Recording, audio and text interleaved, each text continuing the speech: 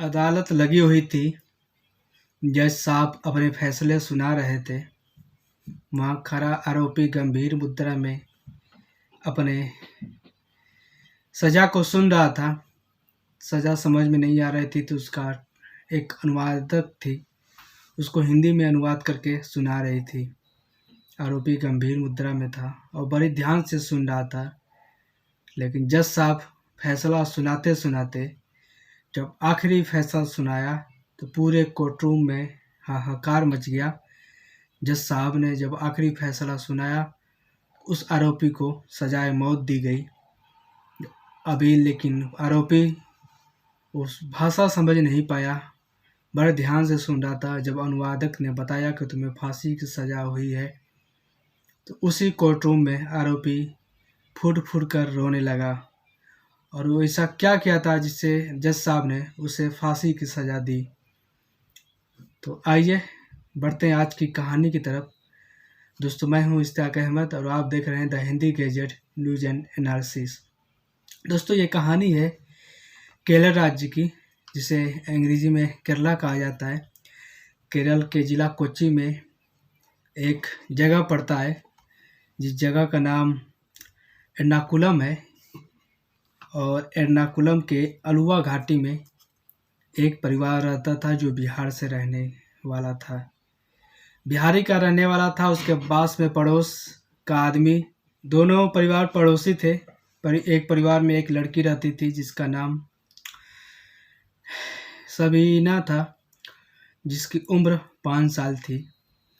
उसी के पड़ोस में रहने वाला अशफाक आलम उस पर गंदी निगाह डालता था।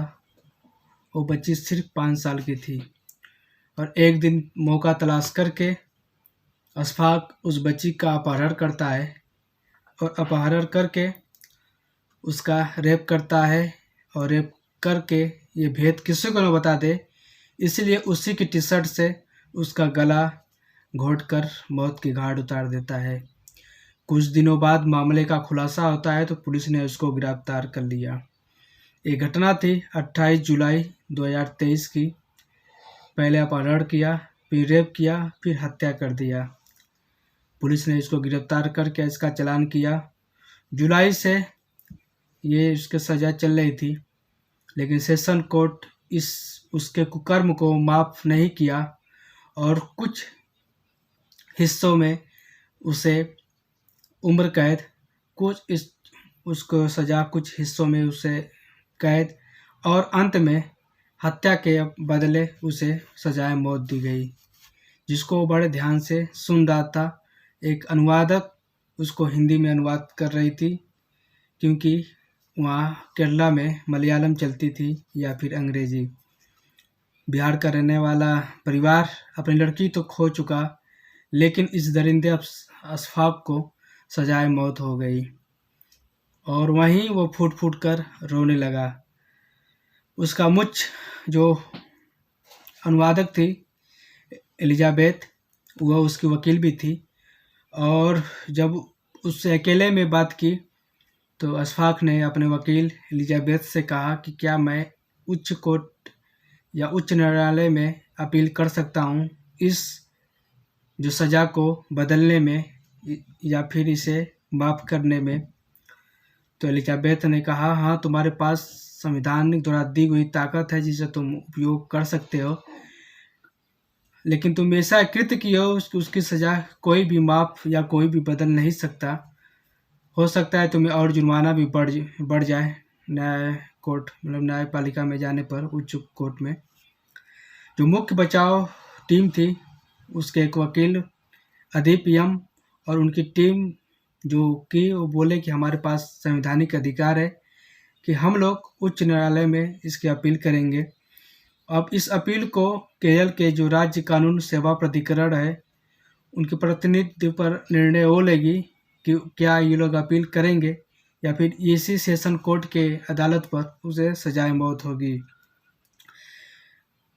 एलिजाबेथ, जो उसकी अनुवादक थी, मीडिया से बात करते हुए बताई कि अशफाक अकेले बहुत मायूस है और उसकी आंखें लाल लाल है, वो रो रहा है और कुछ बात नहीं कर रहा है।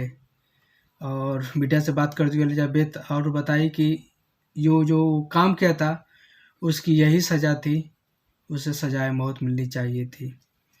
ये घटना केरल के कोच्चि ज़िले की है। दोनों परिवार बिहार का रहने वाला है। लड़की की उम्र 5 साल थी।